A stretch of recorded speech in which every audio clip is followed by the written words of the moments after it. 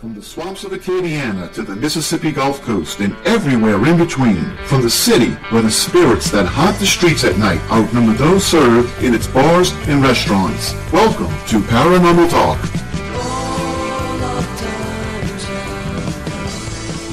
And good evening, everyone. Welcome to Paranormal Talk. And I'm really excited tonight because we have a really great show. I'm your co-host, David. And I'm your co-host, Mark. So, Darren, you can hit the lights right now. Thank you. You know, tonight we're going to be conducting an on-air ghost hunt. And the people out there listening, you can participate. So how are we going to be doing this? For those of you on YouTube, what I have in my hand is called the Ghost Box. Card box. And the theory behind this box is, well, it scans AM and FM radio stations. And supposedly ghosts talk to you in the white noise between stations. So what we're going to do tonight is we're going to turn WGSO 990 AM into its own ghost box. So if there's any ghosts out there that want to speak to us or a listening audience, you can go ahead and tune in on 990 AM and use the entire 1,000 watts to tell us anything you got to say, or the listening audience anything, you know, that you want to say. And if anybody out there hears a ghost talking to them through the radio, please call us and let us know here at 504-556-9696. Well, you know, we thought it'd only be right if we're finally polite to the ghosts, and instead of making them jump between so many channels, just use one channel. Right. So instead of using this little 1 watt box, go ahead and use the full 1,000 watts of 990 AM and go ahead and speak to us or speak to our listening audience. Because, you know, we're really skeptical about this box, and we really want them to prove to us that they can manipulate radio waves. Here's your shot. Ghost, if you're out there, the radio is yours. And, you know, we would be the first documented radio show in history ever to have a ghost take over. Actually, that's right. You can take over the whole hour. I don't mind. Tell me where Jimmy Hoffa is buried. I was about to say, if you're out there, tell us where Jimmy Hoffa is buried. Better yet, whatever happened to Amelia Earhart? That's right. You know, we're getting carried away. Yes. Because right now, we got somebody very far away who called in to talk to us. This is the highlight of our week. And it is the lovely and talented and now internationally known author who can finally see us, Chris Kallstrom, calling in from Italy. Chris, how you doing? Good, Mark and David. How are you guys? We're doing okay. Hey, I want you to know that I made you a new intro, but Rudy, our station director, he did not transfer it into the folder. We do not have it here in the studio. So hopefully you will have it next week. Okay, no problem. And now you finally get a chance to see us too, because we've been seeing you for I love this. The new form, isn't it cool? The new format is excellent. Where in the world are you at now? We know you're in Italy, but where at? I have left Urbania, and I am now in Montecchio, Italy. Where is that exactly? Is that north, south, in the middle? It is about a half-hour east of Urbania. Is that okay? Is that north, south, east Italy? I mean, north, south. You in northern Italy or southern? Northern? Yeah, that's what I want to know. What part of the boot are you in? It's still the central part of the boot. Okay, the central part of the boot. Okay. And how are the meatballs? I haven't had any meatballs yet. I've had a lot of pasta. The pasta's wonderful. I've got to ask you this: how close are you to the Vatican? You love the Vatican. I am no closer than I was last week. You're 30 minutes closer. You traveled half an hour. It's true. So what's going on over there this week? Actually, now that the festival has ended, there's nothing dark themed going on, so I'm just doing a lot of writing here. It's very nice and relaxing. Well, I mean, relaxing except for an incident that you had last week. Right? Oh, yes. Tell us about that. Yes. You might have had a paranormal experience.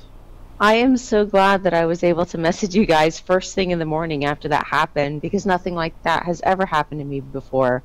That there was activity, I want to say, in the bathroom of the place where I was staying. This and sounds that horrible, but that's okay. I had been in the bathroom around midnight, and you know, everything was totally normal. And then I went back to the room where I was staying, and as you know, I was pretty sick, so I was up coughing. And about 20 minutes after leaving the bathroom, I heard a crash from what I assumed was downstairs. And everybody else in the house was on the same floor with me. And then when I went to the bathroom a few minutes later, my bathroom bag, which was pretty heavy and had been pushed all the way against the wall previously the entire time I was there, was now on the other side of the room, and the contents of the bag had spilled out. Okay, now did you have it on the floor previously? It wasn't on top of a counter? Wasn't on behind the toilet or anything? I mean, it was on the floor and it just moved across the floor. No, it was on top of a shelf, but all the way against the wall.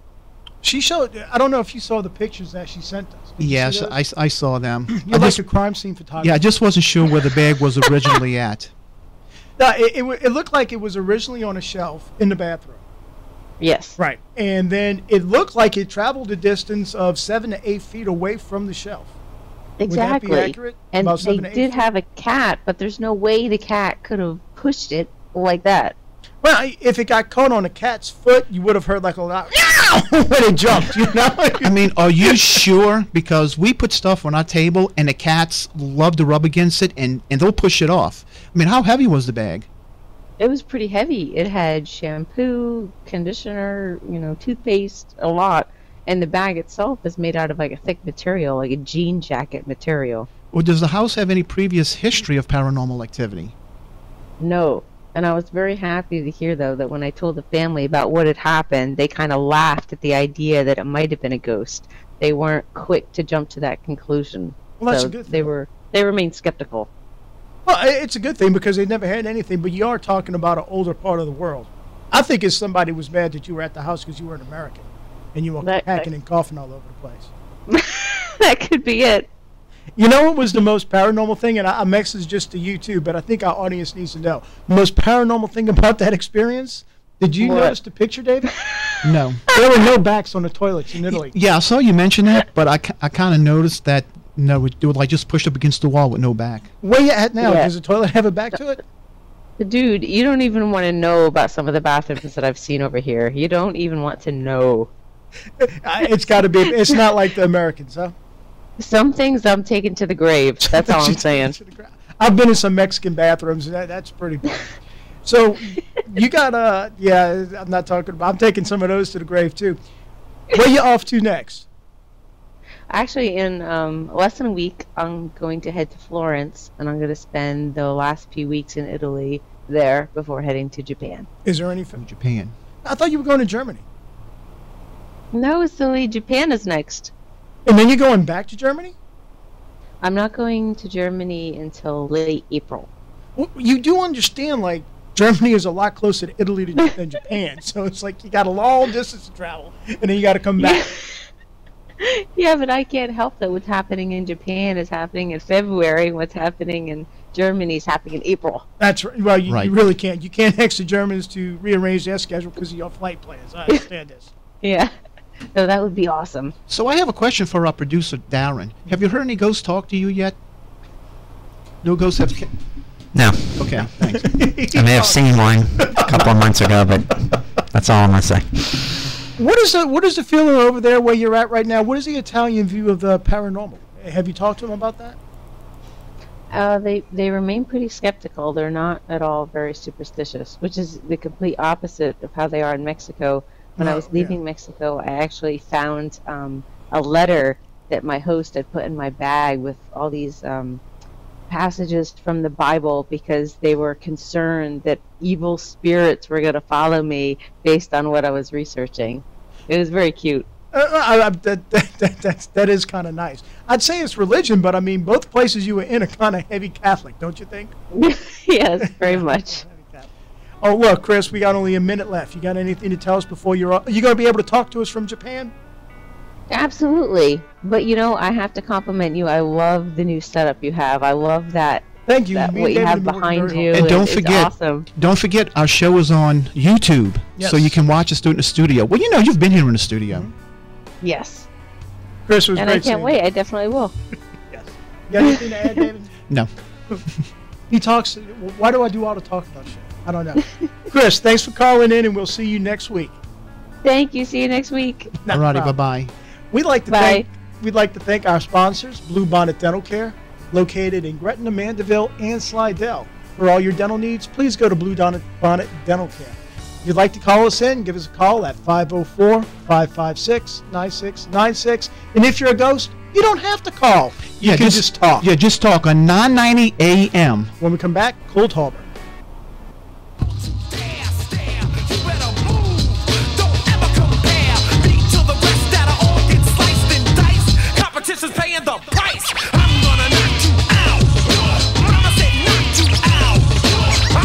And welcome back to Paranormal Talk with the New Orleans Ghost Hunters. And if you want to join in on our conversation, you can go ahead and give us a call at area code 504-556-9696. I do have a question. Yes. The bumper music we play usually relates to some type of paranormal, whatever. Yes. What did this have to do with paranormal? I'm gonna knock you out. I'm coming out with my glove, my gloves on tonight. Okay. I know exactly what's going on. I am on fire.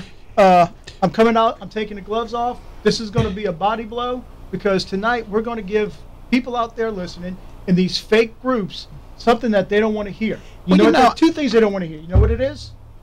What? The truth and facts. Well, I wouldn't say the fake groups. I just think this is a tool that's not really useful in paranormal investigation because it can actually manipulate and manufacture evidence, and that's why personally I'm against it, and I think why most of the group is against it. But anyway, so far we've turned over the station to the ghosts out there who want to talk to us. We haven't heard anything. You know why you don't feel as bad as I do about it? You will know by the time I'm finished giving you this report. But one thing I want to mention about this ghost box is it scans AM and FM stations, and as you know, AM and FM stations is either people singing or people talking. Mm-hmm. So I would say it's about a 99.9% chance you're going to get somebody saying words. And the thing is, when they ask a question like, is somebody here, they never use the immediate answer. They always scan and then, we can use that. That sounds like a sensible answer. And that's one of the problems I have with it because they're picking and choosing the evidence they want to use, especially when you have something that's randomly producing words. Now the thing is, it doesn't get words. It only gets sound bites of words because it scans for like a tenth of a second to a half of a second. I can tell you the theory. So you're getting stuff like that. So I mean, you can manipulate it to be anything you want it to say. There's a made-up theory about that and why it works like that. So please tell us the facts. Tell us what you have dug up. This is a spirit. This is the fact. David, that is a new device in paranormal research, right? Right. How long has it been out? I'm not sure. I just seen a lot of groups were using it, and I had to get one to experiment around with. And within 2 minutes of having it, I found out 2 ways you can actually hoax it. Manipulate it? You can manipulate it to produce the evidence you want, and you can actually hoax it. So, but I'm not going to get into that because I want to hear what you got to say. Well, how long do you think the spirit box has been out? Tell me. 1980. It's been around that long. It's been around. It's been 34 years. In different names. Okay. Now in different names, and that's what we're going to get into. But the fact is, the spirit box has just evolved, but it's always been what it is. We're going to go back to the late 60s, early 70s, when a man by the name of George W. Meek, you might have heard him. He was an air conditioning man who made his money with patents on the air conditioning, didn't have to work so much. So he got together with a guy named Paul Jones and Hans Heckering, and they formed the Meta-Science Foundation in Florida. The purpose of the Meta-Science Foundation was to study two-way spirit communication. Okay? Now, this was George W. Meek's philosophy. I covered that. He spent some time in Europe studying EVPs in the late 60s, early 70s, because in the 60s and the 70s, EVPs were actually quite common in Europe. They were actually a little bit ahead of us when we got them. So he goes over there to study all this stuff that they're getting done with EVPs, and he comes up with an idea. Now, here's something else. George Meeks also believed in psychic healers, and that was back then, and we've seen how much psychic healers have worked. Yes. He believed that there were numerous spirit worlds that existed with us. So that there's numerous worlds in this room with us right now. And that all these different layers, with Earth being the bottom layer of the 6, they moved up. You had Earth, then you had the lower astral plane, the middle astral plane, the highest astral plane, the casual and elemental, and the celestial. He believed each of those functioned on its own frequency. So a radio frequency. A radio frequency. Okay. That we could not tune into. So he believed that if he could come up with a device that could tune into those frequencies, he could communicate with that spiritual plane. Now, what was this guy's background? He was an air conditioning repairman. Okay. Okay. So Meeks begins. Don't laugh. Meeks begins working with a man named William O'Neill. Now, William O'Neill was a psychic and an electronic engineer, and he formed something that becomes the Spiritcom. Spiritcom was the first interpretation of the spirit box. And what it was a tone generator which created 13 tones, all in the male voice range. Now those terms are combined and are broadcast at 29 megahertz AM transmitter. Now the AM transmitter and the 29 megahertz transmitter went to a 29 megahertz receiver. Both of these are located in a Faraday cage, which is supposed to block out radio signals. And this gives a spirit a frequency to speak at, acting like a human voice card. Now, what is not known about William O'Neill? William O'Neill was a ventriloquist.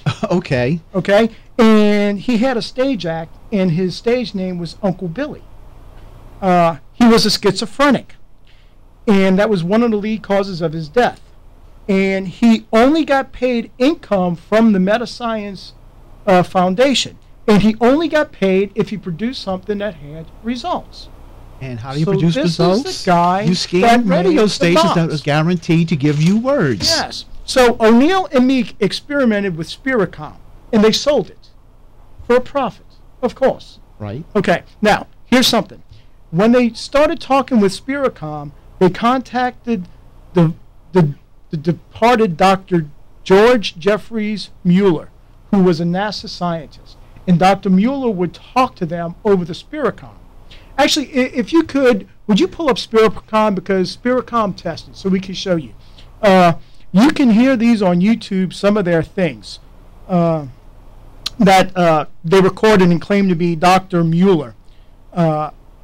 Dr. Mueller, with his degree in NASA, has told them how to finish the box and make it better. Dr. Mueller sounds like he is talking through an electrolarynx when he talks. And if people don't know what an electrolarynx is, you see people who have like throat cancer and stuff. Throat cancer. Yeah. They'll press their throat and they sound real mechanical. That's what the spirit sounded like coming through this box. The device was always operated by O'Neill, nobody else. In the video recordings, O'Neill always has his back to the camera.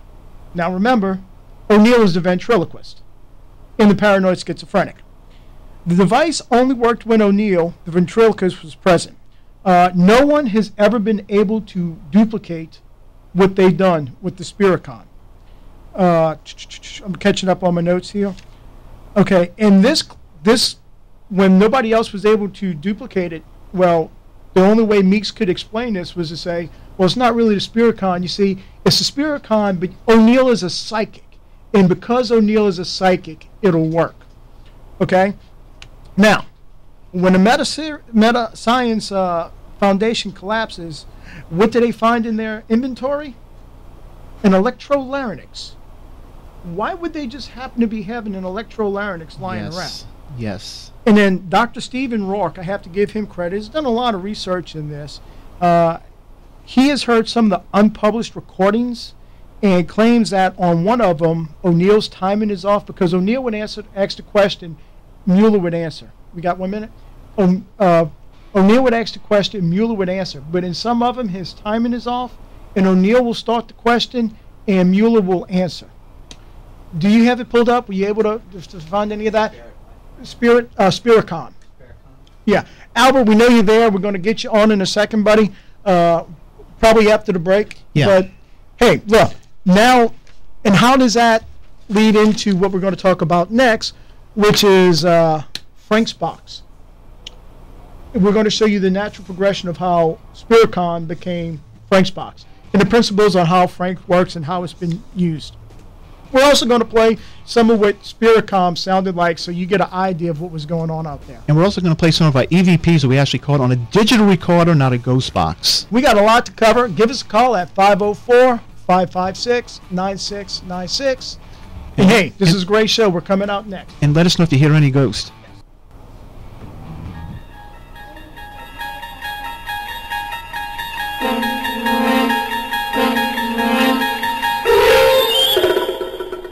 And welcome back to Paranormal Talk with the New Orleans Ghost Hunters. And tonight we're conducting an experiment to see if any ghosts are going to talk to us on WGSO 990 AM. So if there's any ghost out there that wants to talk to us, go ahead and use the 1,000 watts of WGSO and talk to us or our listeners, because we're actually turning WGSO into a real live ghost box tonight. So we do have a listener out there. Yeah, Daryl, who do we have on line one? I hope he's still there. Yes. Albert, are you there? That's me. Hey. How's it going, Al? So thanks for calling in. You're welcome, guys. Listen, this may be relevant to the story y'all are talking about right now. Right. But when I was a kid, many, many years ago, all we had was land phones in our homes. And we used to we had party lines. But in addition to the party lines, there was a number we would call, and it was called the ghost party line. And what you would hear numerous people's conversation over the telephone lines. You would talk loud into it, and sometimes you could have a conversation with them. So this was actually people talking. It wasn't ghost voices. Right. No, but I mean, it may be, I just was thinking maybe it could be relevant to science of this black box y'all talking about, this ghost box. Well, it's relevant to the way, Albert, that on a radio, you have numerous stations talking.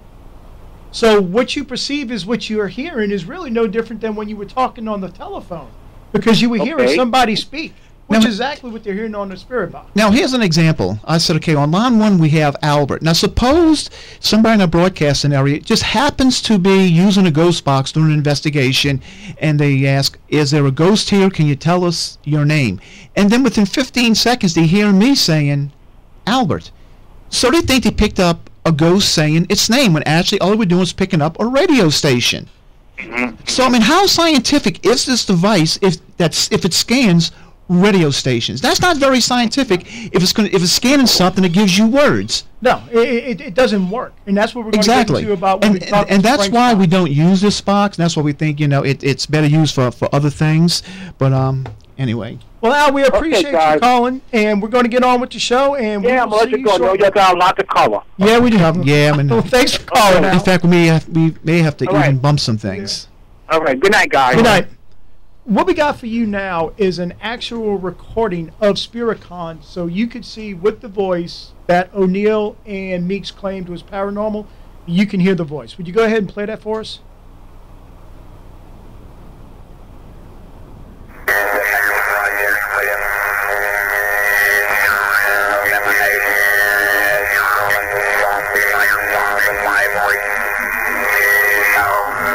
That's good. That's Robbie the Robot. That's Robbie the Robot. No, that's the spirit world talking to them. Okay. Okay, so now let's get into the origins of what you call, which is no different. I'll tell you the only change they made. SpiritCon has found that it doesn't work. This is in the middle 80s. It's found that it doesn't work. So it disappears for a while, and you have to wait till it dies down. Comes early 2000. I remember this because early 2000s, I remember listening to Coast to Coast a lot. And they used to have a guy on by the name of Frank something. And he was building what was called Frank's Box. And it was supposed to allow you to talk to the spirits. In a lot of the ways, it was based off of the design of SpiritCon. So wait, he actually made a box that you could talk to the spirits? Frank made a box. But we actually can talk to spirits too, because we have some EVPs of them responding to us. So evidently, we didn't need that box. Now, entities came to Frank and told Frank how to build the box. So Frank takes and this is in 2002, where he makes it known, he takes a radio receiver, homemade, and he disables the scan lock mechanism on the box. Thus, it continuously scans different frequencies. And again, the entities told him how to do this. And it becomes Frank's Box, and people say you can use it to talk to. Doesn't that sound a lot like the Spirit Box? But how does an entity tell him to build a Spirit Box while he's building it before he can communicate with them? Well, I don't know, because here's the thing that all of you out there who use the Spirit Box don't want to hear. He never built a Spirit Box, or he never built Frank's Box to talk to spirits. He built it to talk to aliens. Oh, okay. So aliens also talk to us through radio frequencies. Yes. Oh, okay. This is now. He said sometimes spirits. He kind of believed in a lot of what Meeks believed in, different astral planes, but this gets good. Okay, this is Frank's idea of on how the box works.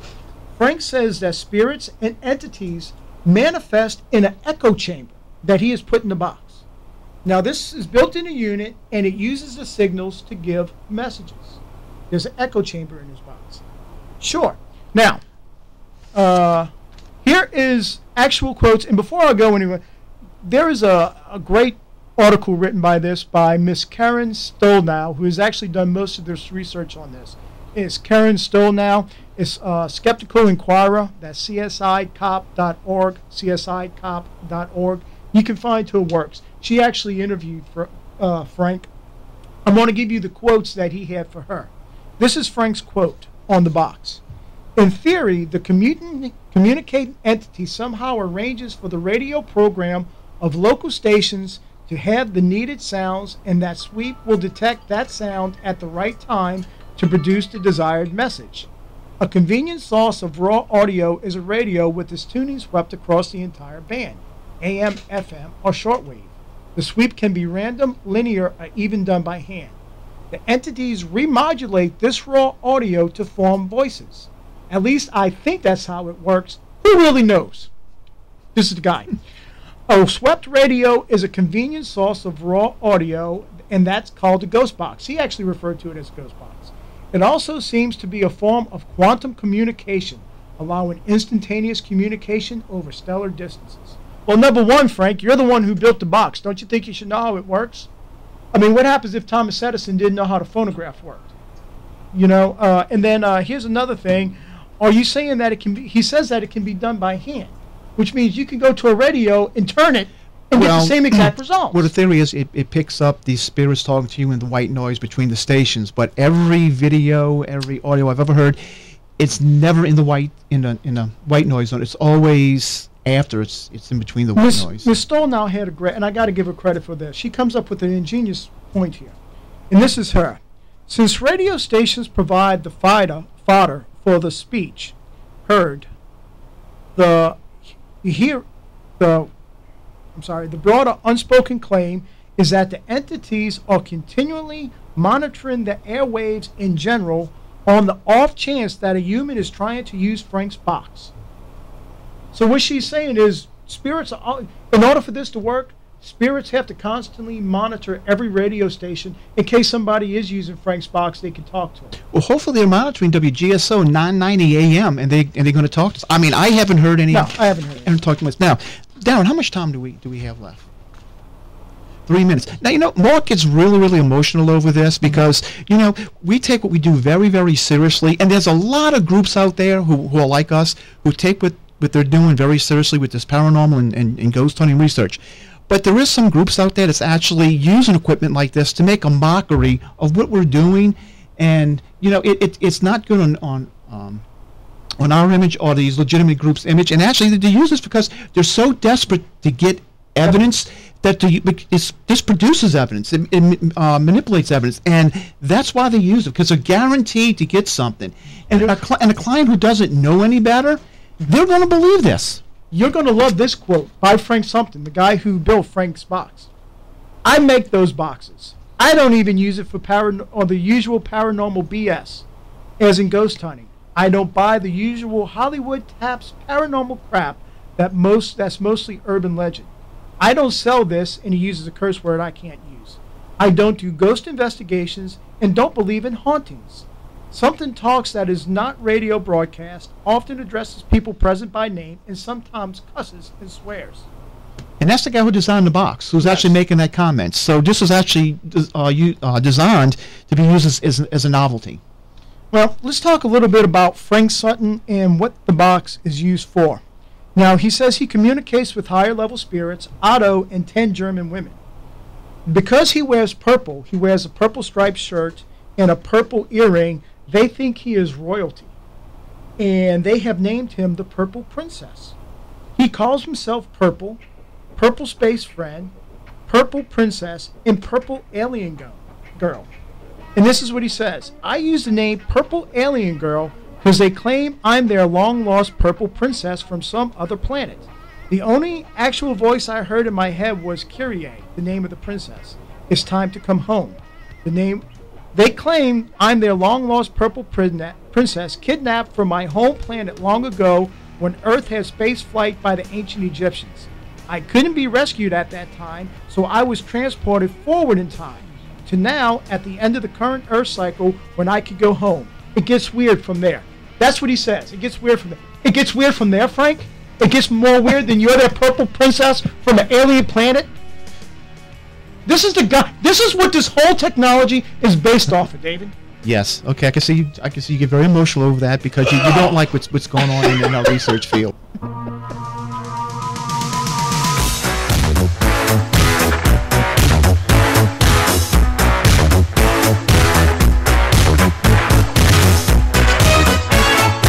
And welcome back to Paranormal Talk with the New Orleans Ghost Hunters. You know, tonight we came into the studio with enough material to do 2 hours worth of show, but we have to cut out about 50% of it. But we even had 7 EVPs we wanted to play for you tonight from some of our investigations. And I know in the promo we said we are going to be playing some of the evidence, so we're going to play at least one. But an EVP is called, it's referred to as electronic voice phenomena. And the one we're going to play for you is the very first one we ever caught on our very first investigation.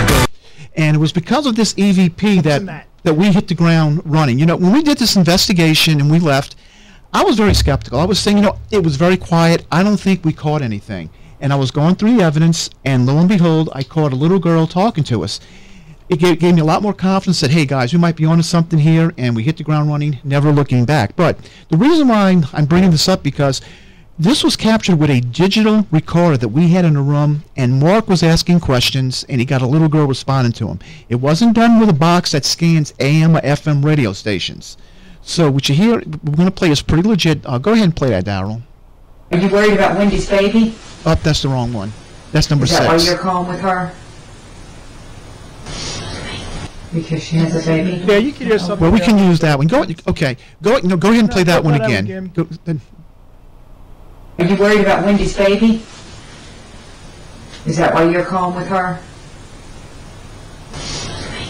Because she has a baby. And what you hear is, it sounds like something saying must be. Okay, that was actually not our first investigation. That was from an investigation we did last year on the Gulf Coast of Mississippi. And actually, what you hear, you're going to hear like a little static. You're going to hear something say must be. Now, the only thing I did was I increased the volume. We don't go through, we don't edit anything, we don't modify anything. The only thing we do is bring up the volumes. Because you got to remember that you're fooling with a very, very small amount of energy. So any imprint it does on these digital recorders is going to be very faint, very, very light. So we don't like, and the reason we don't like doing any editing or anything or any filtering is because it's actually modifying what you're hearing. Right. So we want to hear it exactly like it is, except maybe bring up the volumes. I don't create words. Right, we don't create words. We don't try to manipulate or create evidence. So go ahead, Darryl, and play that again. It's the same with number 6. Are you worried about Wendy's baby? Is that why you're calling with her? Because she has a baby? And so what you hear is actually a voice. Now, this is called a intelligent haunting, or whatever you want to call it, because it's actually responding to Tanya. Tanya is Mark's wife. She's one of the investigators on the team, and we're in these people's house, and she was asking, the lady who happened to be pregnant, she was asking questions, and she actually got this answer to her question. So, I mean, you know, what more evidence do you need than that? You know, that something's going on, because there was no way we could actually hoax or manipulate that. Speaking of manipulate, you know, Frank also believes that he's contacted by other entities. He says he's a psychic, he has visions, and that he hears voices through the television, running water, and in his head. Oh, okay. And this is the guy that invented the ghost box. What you don't know about Frank is that he also invented the video box, which he used a VCR monitor tuner, and he says through that he has actually been able to capture the image of a man in black. Oh, okay. That sounds Frank stated that the box functions on the quantum level, and when they asked him what quantum meant, he said, I don't know. So how do you know it functions on that level? Huh. Well, Frank's a good guy, though. I mean, Frank's probably a little schizophrenic, but he doesn't sell the box, but he'll let people use the box. So this guy, make sure I get his name right because he's one of the biggest scam artists there is. Christopher Moon, he comes in, he says, let me borrow one of your boxes. So he takes one of Frank's boxes, he puts it in another box, and now he calls it Telephone of the Dead. Oh, Telephone of the Dead. Okay, so now he's charging people $100 for 15 minutes to talk on this device. And then for an additional fee, he'll tell you what it means. So, guess what? Frank never sold his boxes. Here is a quote from the creator and the father of the Spirit Box. The box does not work, but I will leave the site up for people that would like to tinker with it. Something then posted the schematics online so that anyone could go to his website and build their own Spirit Box. Frank's box. But here's the problem. Everybody knows Frank is a purple princess from another planet. Frank won't build their boxes because Frank doesn't want to profit from it. Like I said, he's eluded, but he has morals. So people say, hey, I'm going to use his schematics, change them up a little bit, and then I'll have my own device. So what they do is they come up with the Spirit Box. Now, I'm going to tell you the only difference between the Spirit Box and Frank's box. That difference is basically nothing. The name. Nothing except the name. You can't sell the idea, like I said, because you would have to pay him and he doesn't want his stuff on. So what you do is you take a cheap radio, you clip the pin that tells the radio to stop when it gets to a signal, and now you call it a Spirit Box. So what Frank done is he actually manually manipulated the tuner that lets it go, that lets it scan. He manually disabled that. They basically clipped the pin now, and you have Frank's box. And now I can sell it for $50 and make money off of people's misery. Yeah, but you know when we got this box, you know what this reminded me of? A police scanner that was sold by Uniden. You can sit there and listen to it scan all the police and fire signals and stuff. And I heard actually people talking. So was that actually the ghost talking to me through the Uniden police scanner? No, and there's no echo chamber in there. Well, there's no people, there's no aliens trying to talk. Well, you know, one interesting thing that when I got the box, you know, as we played around with it, because we wanted to see if the box was legit or not. And we used it in a couple of investigations, and we didn't really get anything. So I wanted to really test how authentic it was. So across the street from where I work, they were doing some construction, and he had a portalette. So I went to the portalette, and I turned on my ghost box, and I started asking questions. Is there a ghost in this portalette? And I was getting all kind of crazy talking and answers in this thing. On a radio? No, through the Spirit Box. On a radio, because it's a radio. Well, yeah. So evidently, there was a ghost haunting the portalette. Of course. I never did find out who the ghost was, but I did manage to pick up some voices through the ghost box. So there you go. The portalette was haunted. Another theory is that well, they're scanning the radio. Well, that takes away my free will because as a radio host right now, Berlin. What does that mean? That means a ghost has to be able to control what I say so that he could put it on the radio. So it was actually Mark who said Berlin. It was actually Mark that said Berlin. You. So you know, a ghost would have to manipulate me to give that answer on a Spirit Box. Well, you know, nothing is manipulating me. Well, you know, we've been on 55 minutes. I haven't heard a ghost talk to us. We haven't had a caller call in and say he heard a ghost talk to him. So, I mean, I think we need to do some more research to find if it's legit or not. But so far, every experiment we've conducted, it has not resulted in any authentic or verifiable ghost talking to us. Not everybody that has a Spirit Box is bad. Because a lot of people get suckered in. Why? Because they hear these people talk about it, and they think it's great, but they don't do the research on what it is. They really don't know what they're getting. And if you're an amateur ghost hunter, if you're using it for entertainment purposes, that's great. But if you are actually going out there and trying to prove the existence of spiritual beings, and you're using a device like Frank's box, you're destroying paranormal research. You're making a mockery of it. Every time you do it, you are sending us back 10 years. Thank you very much for using a broken radio to prove that they have ghosts. You know, and Mark is very, very emotional about this because he takes what we do very, very seriously, and we don't appreciate the groups out there who are, you know, using stuff like this, trying to look like ghost hunters and trying to produce evidence. And it's usually the teams that don't produce evidence that tend to use these type of boxes. And like I said, there are some groups out there that are legit. that we don't want to criticize them because they're doing some really good research, but people They're should not using ghost boxes. well They're using spirit boxes. they're using pretty legit stuff like infrared cameras and I'm not good enough to be able to conduct an investigation to get an EVP, so I'm going to fabricate evidence by a ghost box. That way, I don't have to put forth as much effort to get results, and then I don't have the brains to tell anybody I didn't get nothing. I have to lie to you with fabricated evidence. Well, as I said, we found ways we could manipulate this, but I'm not going to say how it's done because we don't want to perpetrate the amount of folks that's already being pulled with this. But anyway, I'm David, and this is Angry Mark. And I am sorry. I love you out there.